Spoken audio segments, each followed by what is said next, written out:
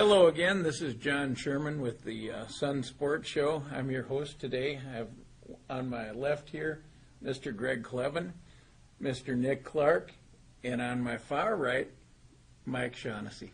We should point out Mike Shaughnessy, the only man on the face of the earth who can make it snow in Las Vegas. Well, I heard the first 9 were okay. The second 9, little trouble with the snow bunkers. Didn't play any golf there, but underneath the famous "Welcome to Las Vegas" sign when I was driving to the airport, there was a snowman, and people had pulled off the road to take pictures of it. Well, welcome back, Mike. What you missed here was 26 below, so yeah. Don't feel too bad. Oh, we're talking about our undefeated teams in our coverage areas this week. And first of all, I'd like to start out by asking Mr. Kleven, what's up with this Bloomington-Jefferson boys hockey team? They're having a banner season. Well, I tell you, Johnny, this Bloomington-Jefferson team they're the stingiest team in the state. They've allowed first 10 games, 10 goals. That's pretty solid defense. They're solid all the way through. They're going to be involved in a lot of close games down the road. I don't know if they can keep up the unbeaten streak, but you know what? Nobody scores goals against them, Johnny. They're going to be hard to beat. Well, of course, Jefferson was the team of the 80s, the team of the 90s.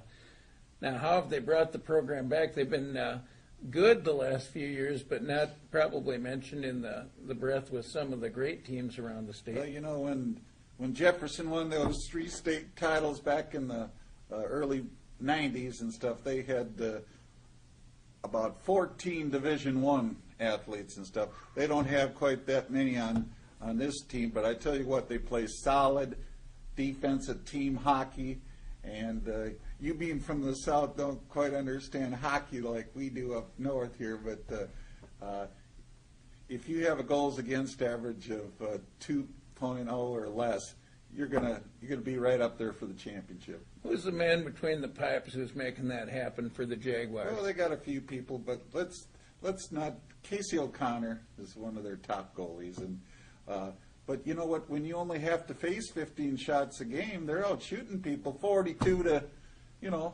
11, 53 to 2. Not quite, but they have been dominating pretty good there, Johnny. Mike, have you seen these Jaguars skate yet? I have had an opportunity to see Jefferson play against Burnsville. I think that they have a reasonable chance of finishing the regular season undefeated. They have a tough non-conference road game Saturday at Grand Rapids. They have Moorhead coming to their place. I believe all their other games are against Lake Conference teams, and to be honest, with the exception of Jefferson, the Lake Conference is probably a little down this year. And aside from those 2 non-conference games, one of the scarier games remaining on their schedule would be at Eden Prairie toward the end of the regular season. But they are so good on defense. I mean, it's probably going to take a goalie basically standing on his head and winning a game 1-0 or 2-0 for them to lose in the regular season. I think they could very well be undefeated going into the playoffs.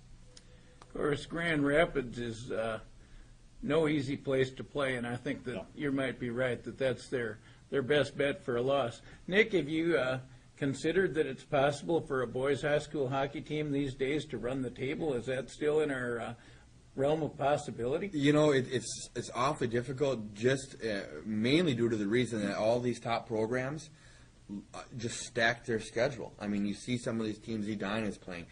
In years past, Jefferson wouldn't go to Grand Rapids to find a non-conference hockey game. You know, now they do, and then Grand Rapids is a team. Over the last 5 years, they played, I think, in 2 state championship games. You know, it's such a tough thing to do, and it would be such an accomplishment. If Jefferson could pull it off, you know, all the credit. I do know Eden Prairie gave him a game here last week. I think it was a 1-goal game. But Jefferson outshot him like 40 to 15. So. Okay, well, yeah, but I mean, the scoreboard read 3-2. You know, and like Mike mentioned, you know, if you get a hot goalie, anything can happen. It will be interesting. You know, the Lake Conference, I think, is extremely top-heavy this year with Jefferson, Eden Prairie, and then, you know, Burnsville's kind of in the upper echelon, and then it's kind of everybody else. Eastview, from what I hear, is up and down. Yeah, Eastview is probably right now the third best team in the Okay. Lake Conference, and Jefferson played them the other night at Eastview. 5-0. Won 5-0. Had probably 3 times as many shots on goal. Yeah, it'll be interesting to see. You know, Jefferson can do this. It would be a shame if they couldn't make it through the section. You know, everything changed come playoff time, and you know, but it's been a while since they've been in St. Paul for that state tournament in March, and you know, really, you know, growing up in the '80s and being a high school student in the '90s, you know, that's where my memories are. You know, watching Jefferson and those teams. You know, Greg alluded to the 3 state championships they won in the early 1990s, and you know. That was kind of the staple of St. Paul back then, was watching Jefferson and Tom Satterdahl and, you know, take the ice at the St. Paul Civic Center and those clear boards, and guys like Mike Crowley and Nick Checo and, you know, Dan Trevel and you know, Tommy Gilbert. Yeah, you could go on and on and on. Mike Anderson, Toby Peterson, Ian Peterson. Yeah, there's, you know, that one year they had a team that I think it had 8 or 9 kids that went on to play Division I college hockey, and I don't think we've seen that since, and we may not see that ever again. A team that stacked, you know, so they belong there. You know, if they can get there or not, you know, there's a lot left to be answered. But Mark Parrish, yeah, you know, they keep coming. You know, Brian LaFleur. You know, there's just, you know. Well, we've got a Lee lot of Brooks. Jaguars in the NHL right now. You know. Yeah, there's Tommy Gilbert and Mark Parrish and Toby Peterson's up there. Yeah, they're all over the place, and. You know, we'll see if this year's group can get to St. Paul or not, and you know whether or not they go undefeated. You know, who knows? But it would be quite the feat if they do, just because, like I mentioned, you know, that the schedule that these teams play these days is so tough.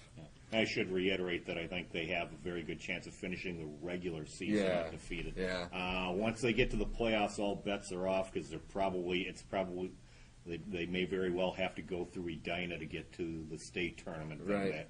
If that were to happen, that'd be quite a game to watch over at Mariucci Arena the first week of March. Yeah, we might have a replay of that Edina Burnsville game from a year ago, which I think wasn't decided until the second overtime. Yes, went to overtime. Yeah. Well, that Section 2 and Section 6 might have 8 or 10 of the top 15 teams in the state. Yeah, and Section both classes, right? right? Section 5 as well. You know, you look at what Centennial's done lately. Blaine beat Duluth East. They only have 1 loss. It's going to be a heck of a couple weeks here, late February, early March, to see how these things play out.